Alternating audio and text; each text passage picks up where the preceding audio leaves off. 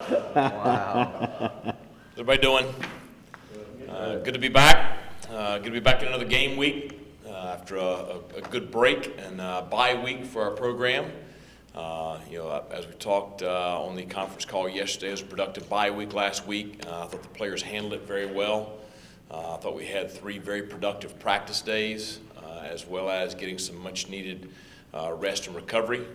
Came back and had a little bit more of a substantial Sunday practice than normal coming off of the rest. And so got a really good game week prep started on UCF, which is much needed. I expect us to have a very focused week of practice. The players are very excited about the opportunity Saturday night in Orlando. Certainly we have a tremendous challenge taking on the 2-time defending champion UCF program, which is probably, again, this year the most talented team in our league. They had a bye week last week as well. They had a tough loss at Cincinnati the Friday night after we played on Thursday night. So they've had plenty of time to make adjustments there and get things corrected. And just looking at them, over the gamut of their first 6 games, they're a very impressive football program. They have talent in all 3 phases. They're very explosive. They run very well in all 3 phases. They're long, and what they do very well. So we certainly have a tremendous challenge ahead of us Saturday night. But as I said earlier, we see it as a tremendous opportunity. And we'll be excited to go down there and compete starting at, I think, 7:02 is the kick time Saturday evening in Orlando. Questions? Coach, going into the second half of the season, what's the status of Darius Penix for the second half? We'll say recovering. He'll have another evaluation this week, and we'll see where we are at that point. Is it possible you could redshirt him? Biggest thing we want to do, and Darius and I have talked about this, is we want to make sure that we get him healthy first. Until we get him healthy, there's no need to make any decisions. When you had the last couple of weeks, did you self-evaluate? Did you find anything from that first half that maybe you didn't notice before to kind of get you going towards the second half a little bit? We did take a look at some things in all 3 phases. I thought that was very important, given the first year with the program, is look at what we're doing, look at our personnel, see if there's any adjustments need to be made in either the scheme or the personnel. And I thought that we used this past week very productively to address some areas that we thought would need to be addressed. Is this a week where you kind of know going into it, it's going to be a high-scoring game, or you have to score a lot of points to try to knock them off type of thing? Well, I think that you go into this game looking at what we need to do to be successful.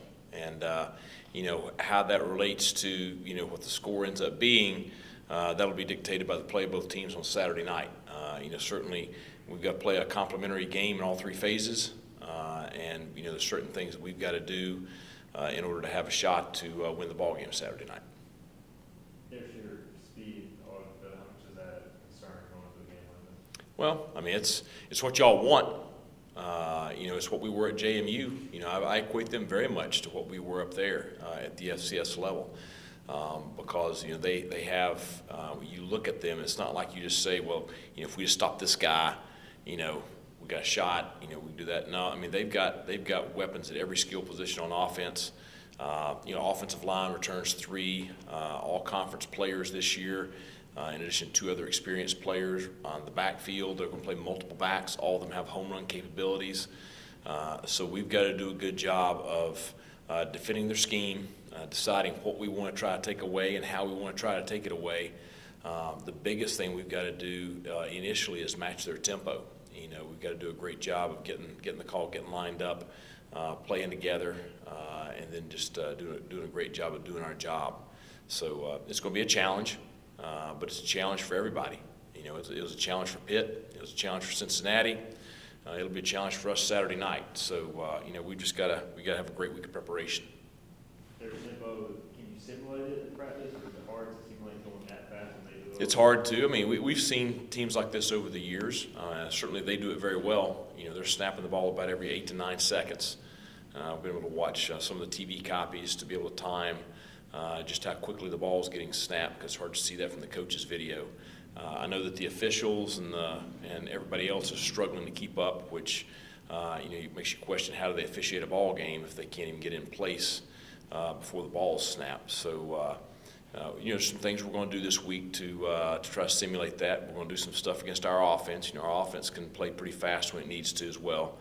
And then there's some things you can do with your scout teams to be able to give a little bit quicker play rep than normal. So we'll be prepared Saturday night. Coach, will you do anything with crowd noise? I know early in the season they were pretty good at home as far as the crowd. Don't know how that's going to translate since Right. they've. We'll be prepared for that. We did a good bit of that in preparation for the NC State game, and there's nothing can prepare you for North Dakota State and that kind of deal. So we've had to prepare for some pretty loud environments in the past. We'll try to do a good job of simulating that this week in practice. I would anticipate it being a very loud environment Saturday night. With their speed, is there anybody on the schedule that you've already played that you can kind of compare them to and maybe look at, maybe notes-wise? Probably not that we've played. I mean, I think that they're, they're probably the best team we've played to this point. It'll be interesting to see, how they would match up against Temple, but they're probably the best team we've played to this point. It's another night kickoff. You got a lot of night kickoffs this Yeah. season. Is that, I'm getting tired of them. I need an afternoon kickoff. Okay. I But, was saying, the team got used to a routine, Yeah. breakfast, and that. I mean, I think that's the advantage. We had so many that the guys, they did a pretty good job the last couple of kickoffs we had with ODU and Temple of, handling that schedule. And, so I think they'll be fine with that. I think everybody will be antsy to get it started by 7 o'clock. If you were king of college football, when would you kick off? When's your favorite kickoff time? 2 o'clock. It's perfect. But it's very selfish, too. That means I get to sit in my recliner and watch the games with my boys and Amanda that, at night after the game. But, everything's dictated by TV and, factors like that. And so it is what it is. I'm sure it's going to be, give them all day. It's homecoming at UCF. It'll give them all day to tailgate. So that's why I say I expect it to be a full house, and I expect it to be very rowdy Saturday night, which is great. That's you want to play in games like that. I'd much rather play in a stadium that's loud and rowdy as opposed to an empty one. So, we'll be excited for that. Last year, I know you weren't here, but it was a close game in the fourth quarter here. Is that something you can maybe use as motivation to the players that they hung with them last year, given the game this year? I've said it many times up here, every year's a new year and every team's a new team. So, we haven't really factored that into any of the previous games. So, I don't think that has a whole lot of bearing here on this one either. A lot of teams are successful coming off a bye week. Is that because of rest, players are rested? Is it because you have time to put in new things? What do you think is the biggest factor for success coming off a bye week? Well, I mean, you do have extra time. You should be fresher. You should have a little bit extra time to prepare. So it's not a real quick turnaround. I know that it's been an advantage for us in the past. At the same time, they've had an extra week to prepare as well. So I don't know that there's any advantage for one of us over the other in this particular matchup.